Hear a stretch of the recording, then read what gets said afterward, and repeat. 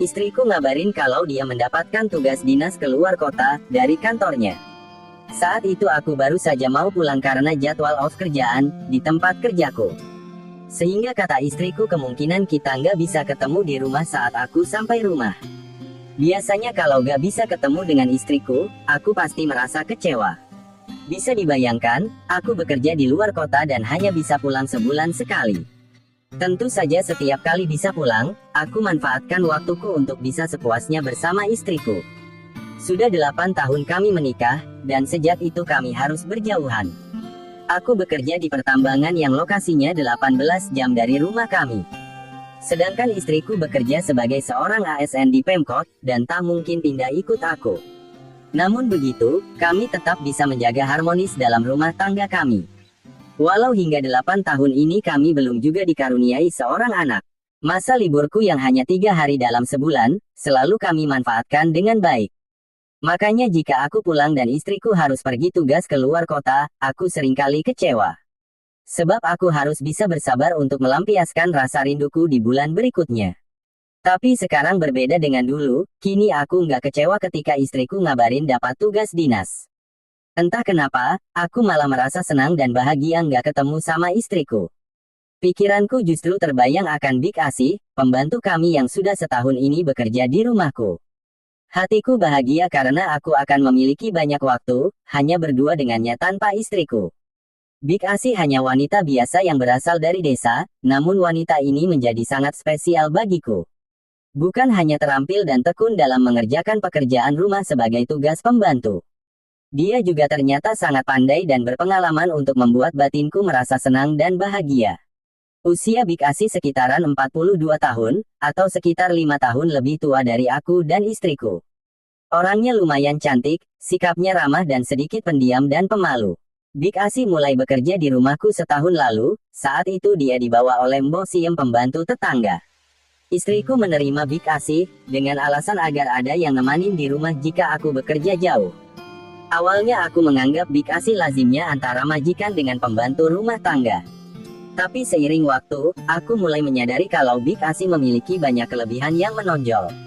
Penampilan Bik Asih sederhana, hanya saat kadang kala suka sembrono dalam berpakaian. Bik Asih lebih sering mengenakan daster pendek di atas lutut, ketimbang mengenakan gamis dan hijab.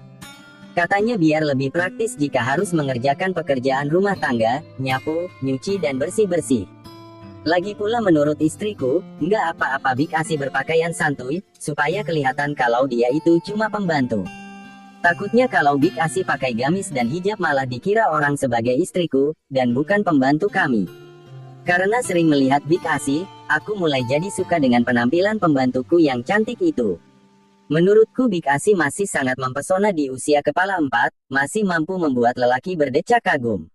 Wajahnya keibuan dengan kulit sawo matang, dan rambut panjang yang selalu dikepang. Kalau kupikir, penampilan Bik Asih bagaikan artis India, dengan kelebihan yang cukup besar yang ada padanya. Saat menerima kabar kalau istriku dapat tugas luar kota, aku jadi sangat senang bisa berduaan dengan Bik Asih.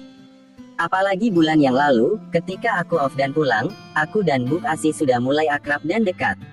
Saat itu Bik Asih menceritakan padaku kalau suaminya yang jadi TKI telah menceraikan dirinya. Suaminya ternyata menikah lagi dengan seorang wanita TKW yang juga bekerja di luar negeri. Dari situlah aku mulai dekat dengan Bik Asih pembantuku, dan kami jadi sering curhat berduaan. Jadi saat istriku ngabarin mau tugas keluar daerah, pikiranku malah mikirin Bik Asih di rumah. Aku ingin sekali cepat sampai ke rumah dan bertemu Bik Asih, tanpa ada istriku. Seperti biasa aku pulang menggunakan mobil travel dari kantorku. Aku berangkat siang dan akan sampai di rumah malam hari, karena cukup lama perjalanannya. Sepanjang perjalanan aku terus membayangkan Bik Asih dan apa yang akan terjadi nanti malam di rumahku. Kerinduanku yang dulu hanya untuk istriku, kini beralih sebuah kerinduan untuk Bik Asih pembantuku.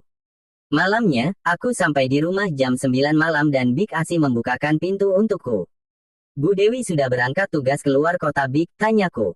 Iya sudah Pak, tadi berangkat siang jam 1. Bapak mau saya buatkan air hangat untuk mandi, kata Bik Asih. Boleh Bik, terima kasih ya, jawabku. Lalu Bik Asih pun melangkah ke dapur bikinkan aku air hangat. Aku duduk di sofa ruang tengah, seperti biasa secangkir teh hangat sudah disajikan Big Asi di meja. Malam itu Big Asi terlihat cantik, mengenakan daster pendek bermotif bunga-bunga merah muda. Setelah menjerang air di dapur, Big Asi kembali menghampiriku di ruang tengah. Hatiku terasa adem ketika melihat Big Asi tersenyum manis sembari duduk di sampingku. Sabar ya Pak, air hangatnya masih dijerang di kompor, katanya. Ku bilang iya Big, santai aja kan saya juga masih minum teh hangat, kataku. Kemudian Big Asi meraih tanganku dan memberikan pijatan ringan sambil dia berkata padaku. Bapak pasti capek banget ya kelamaan di perjalanan, tanya Big Asi sembari menatap wajahku. Kok Big Asi tahu kalau saya capek Big? Kalau gitu nanti abis mandi tolong dipijatin ya Big. Big Asi tersenyum dan mengangguk malu-malu, iya Pak nanti Bibik pijatin biar capeknya hilang, jawabnya. Tangan Big Asi memang mantap kalau memijat, jari-jari tanganku ditarik sampai bunyi dan lega. Saat itu Big Asi duduk sangat dekat di hadapanku sehingga kami jadi saling berhadapan. Ku bilang padanya, Bibik kok kelihatan berbeda malam ini, lalu dia menjawab bedanya apa Pak, biasa saja kok. Enggak Big, Bibik kelihatan lebih cantik malam ini. Bapak bisa aja bikin senang hati pembantu. Jantungku seketika berdebar saat itu, kerinduanku pada istriku seperti menghilang. Semua tergantikan dengan rasa rinduku kepada Big Asi, pembantuku yang kini berada tepat di hadapanku. Big Asi tetap merunduk dan sibuk memijat tanganku, dan aku menatapnya, rambutnya kali ini dibiarkan terurai. Sesekali Big Asi melirikku namun kembali membuang pandangannya ke jemari tanganku. Aku bisa merasakan sikapnya yang pemalu dan canggung bila mata kami bertemu pandang. Tapi itulah yang membuatku senang berada di dekat Big Asi, sepertinya aku tertantang untuk lebih berani. Aku ingin sekali langsung mengatakan kepada Big Asi akan keinginan yang kupendam selama ini. Namun aku sendiri masih ragu, aku khawatir Big Asi menganggap aku kurang sopan terhadapnya. Lalu aku berbalik meraih tangan Big Asi, dan ku bilang sekarang biar saya yang mijet tangan Bibik. Jangan Pak, masa majikan mijatin pembantu, jawab Big Asi, namun dia tak menolakku. Walau cuma sebagai pembantu yang sering bekerja berat, tangan Big Asi ternyata lembut. Kupijat pelan lalu kutarik jemarinya sampai berbunyi, Big Asi tersenyum dengan wajah yang mulai merona. Wah, Bapak ternyata pinter juga, cocok bisa jadi tukang pijat nih Pak, katanya mulai bercanda. Ya iyalah Big, saya kan terbiasa mijatin istri saya, balasku dan kami pun tertawa bersama. Tak lama kemudian Big Asi mengingatkanku kalau air hangatnya sudah jadi, dan menyuruh aku mandi. Aku bahagia sekali malam itu, karena aku bisa lebih banyak waktu berduaan dengannya tanpa ada istriku. Sebelum melanjutkan ceritanya, ada baiknya dukung channel ini dengan subscribe dan like ya kawan, agar kami tetap bersemangat berbagi cerita menarik lainnya. Rasa segar menyelimuti diriku setelah mandi dengan air hangat malam itu. Setelah itu aku berganti pakaian dengan kaos oblong putih dan kain sarung di bagian bawah. Sudah jam 10 malam saat itu, Big Asi memanggilku untuk makan malam, karena sudah dia siapkan makannya. Kuajak Big Asi makan bersamaku di meja dapur, karena istriku lagi nggak ada di rumah.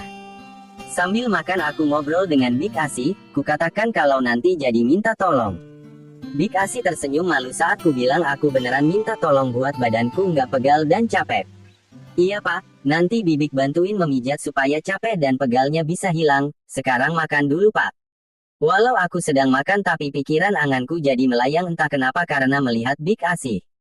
Dalam obrolannya, Big Asi seperti memberikan sinyal yang sangat positif untukku. Kata Big Asi, mumpung Bu Dewi istri Bapak sedang nggak ada, maka dia bersedia membantuku. Aku cuma senyum-senyum sendiri, sebab saat itu merasa sangat bahagia sekali di dekatnya. Tak lama kemudian setelah selesai makan malam, Big Asi memintaku menunggunya cuci piring di dapur. Big Asi berdiri mencuci piring di wastafel dapur, dan saat itu kulihat dari belakang. Pandanganku seperti berjalan dari rambut ikal sebahunya hingga kaki, di mana betisnya nampak indah. Big Asi tidak terlalu tinggi, namun perawakannya sangat ideal dan cukup gemuk di bagian yang penting. Aku jadi berdebar saat itu, ku beranikan diri melangkah mendekat di belakangnya. Big Asi kaget ketika aku berada di belakangnya, katanya Bapak mau ngapain Pak? Dan ku bilang saya mau bikin teh hangat sendiri Big, gulanya di mana ya? Aku sengaja mencari tempat gula di lemari atas, sehingga bisa menyenggol sedikit belakangnya. Kata Big Asi, sini Pak saya yang ambilkan, Ku jawab gak apa-apa Bibik, nyuci piring saja, saya ambil sendiri. Tapi sepertinya Big Asi mengetahui apa yang sedang kupikirkan saat itu, sehingga aku jadi malu sendiri. Sudah, Bapak tunggu saja di kamar sana, nanti Bibik buatkan tehnya dan mengantarkan ke dalam. Lagi pula Bapak kan mau minta Bibik untuk menghilangkan rasa capeknya. Big Asi mengatakan itu sambil berbalik badan berhadapan denganku sangat dekat sekali. Iya Big, saya duluan ke kamar ya, tolong nanti teh hangatnya dibawa saja ke dalam, kataku. Dan seperti yang sudah kubayangkan sejak tadi, tepat jam 11 malam Big Asi pun membawakan ke kamar. Big Asi menaruh gelas teh di meja di samping ranjangku, lalu dia duduk di dekatku. Sekarang ya Big, saya sudah nggak kuat menahan rasa capek dan pegal, nih sampai kaku semua, kataku. Iya Pak, Bibik tahu kok dari tadi Bapak sudah sangat ingin supaya Bibik bantu menghilangkan rasa capeknya. Aku pun berbaring dan Big Asi mulai melaksanakan tugasnya malam itu. Cukup lama aku dan Big Asi ngobrol kesana kemari sambil menghilangkan penat malam itu. Hingga akhirnya, aku berani mengutarakan perasaanku kepada Big Asi, dan dia pun menerimaku. Tapi Pak, Bapak harus menikahi Bibik jikalau memang Bapak serius kepingin Bibik kasih yang ini, pintanya. Iya Big, saya pasti akan menikahi Bibik supaya kita bisa resmi dan sah, tidak melakukan sebuah dosa. Sejak saat itu, aku dan pembantu pun mulai menjalin sebuah hubungan yang didasari cinta dan kasih sayang. Hingga 3 bulan depannya aku pun meminta izin dari istriku untuk menikah dengan Big Asi pembantu kami. Istriku awalnya menolak, namun dia akhirnya legowo karena saat itu Big Asi dalam kondisi berbadan 2. Asalkan kamu bisa berlaku adil terhadap istri tua dan istri muda aku rela, kata istriku.